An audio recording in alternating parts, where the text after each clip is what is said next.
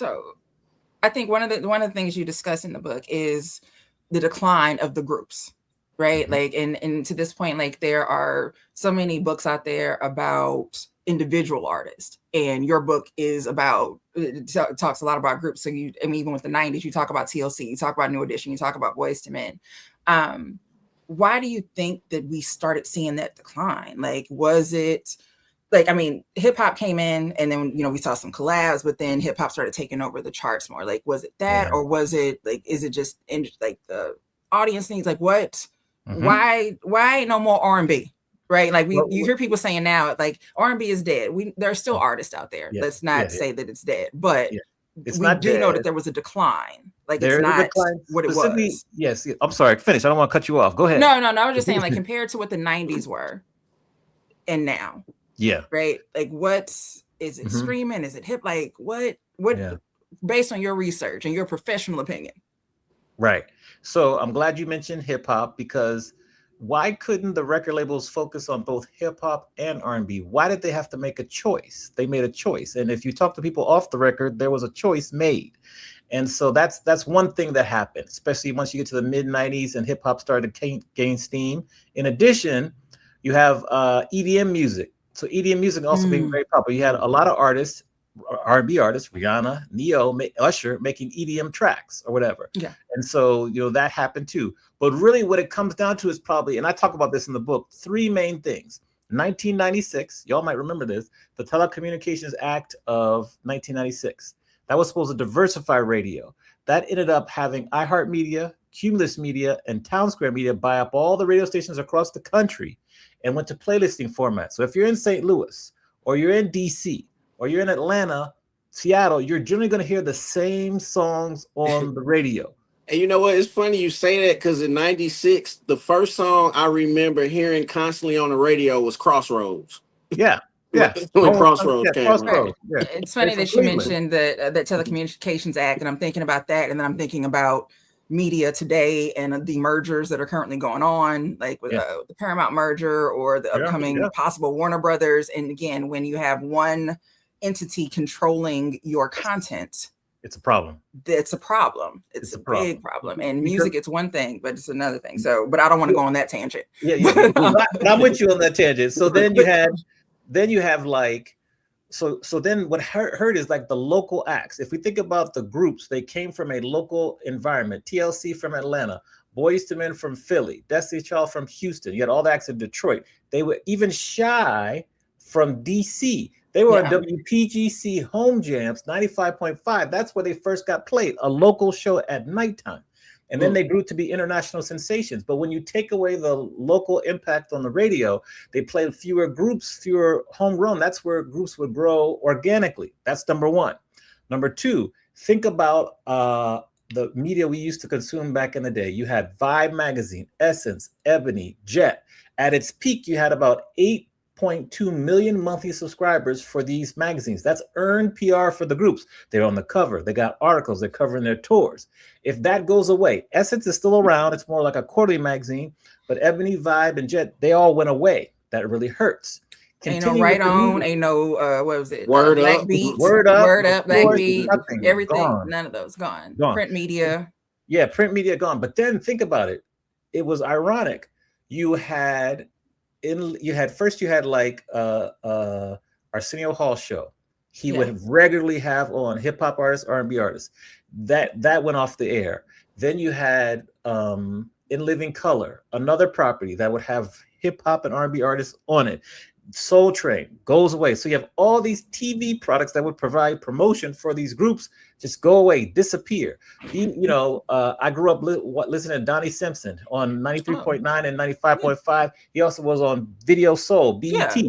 That goes away. These are all these places that end up going. So that's the media part right there. Then you look at mom and pop record stores at its peak. I want to say we had over, I have to look at the numbers, like it was like over 5 million just record stores in general. And now we have less, I have to check my facts, less than like 300,000. They've all gone away. There's no more local record stores. And if you remember, first of all, new music would come out on Tuesdays. So you go to the store to get your CDs. And on Saturdays, they have meet and greets with the groups before they perform on the weekends. when you have all these things go away, it just slowly kind of creeps and takes it away. So those are kind of some of the main reasons. You have the music recession of like 2007, 2008. Labels really started to go more singular format, more singular artists, because groups are more expensive, makeup, choreography, management.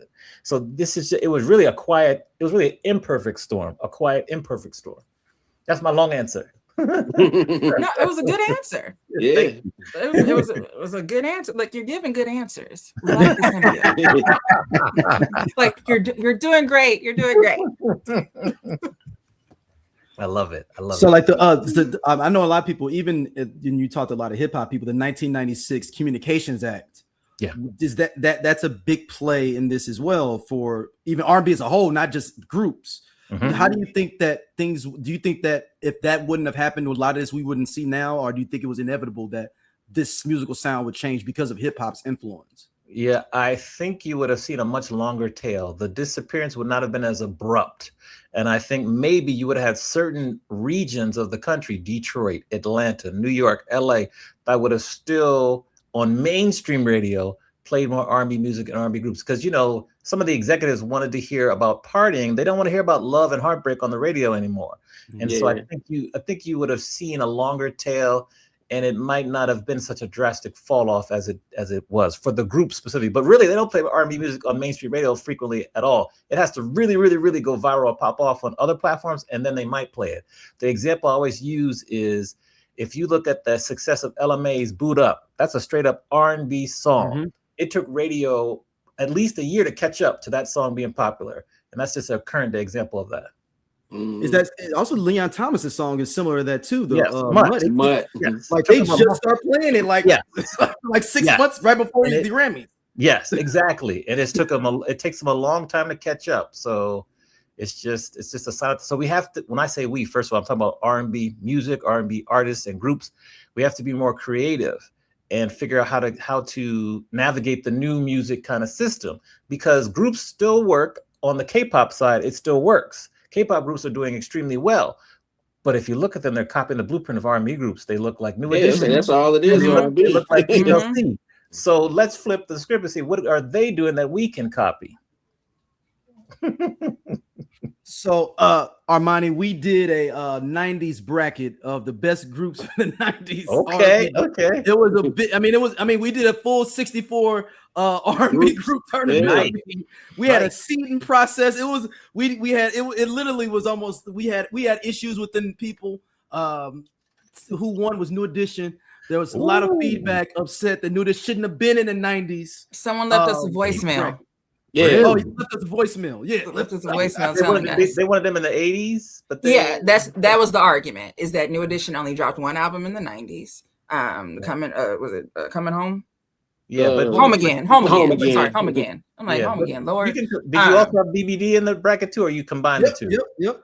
Oh, yeah, BBD's in the bracket too. Okay, yeah, and we went week by week, and then New Edition wins, and people like, yeah, shouldn't win. And it's like, hold on, Armani. We had each region by different types of groups. So we had like the pretty girl, pretty boy bracket. Okay. The bad boy, like Jodeci. Hopefully, Jodeci was number one seed in that bracket. Jodeci made it. Actually, hold on. I will pull it back up and give you some of the seeds. Yeah, I think Jodeci was in the final four. Jodeci went far. Like, they went very, very far. It definitely didn't. I knew New Edition. Was they final? I think they were final four. Yeah, no, finals was New Edition versus Boys to Men. Okay, no, I said final four. It was in final four. The final four was all the one seeds. It was New Edition, TLC. Yeah. New Edition, TLC, Jodeci, Boys to Men. Yeah. TLC, like they make me so happy and so mad at the same time, because the life. They were upset specials every week. They was barely winning by like 4 or 5 votes, because people were trying to get them out of there. They reached the peak. I think I said before, like they diamond album sales for a group. Like that's female group. That's like not just a black female group. But then they went bankrupt almost, I think, twice, and they had to buy back their name. They had to spend $3 million, $1 million for each letter of their name to get the rights back. So, like, as a college professor, if I was to create a class and write another book, I want to write one on the life of time to TLC, because that is a perfect lesson for anyone that wants to learn the music industry, what to do and what not to do. What not to do. And then TLC losing Left Eye was the thing. Like that kind of put the nail in the coffin for the group to even try to sustain itself. They still tour, they still play out. So right. So to that point, which group do you think has the greatest overall impact on 90s R&B? Boyz II Men, Jodeci, TLC, In Vogue. I'm gonna answer this two ways. Okay. Destiny's Child. We call them the 2000s because they started, you know, My Name was like late. That was a part of the debate as well. Armani, having Destiny's Child involved in the breaking that part. So the 90s, you gotta say like Boyz II Men, because they just were. Hey, this cool ass Scott from the I Love 90s Music podcast. Hit that subscribe button right now. Like it on the SOLC Network. You finna get all the real deal on the 90s, the 2000s, and the splash of that 80s. Do it right now, man, and I'll be your friend.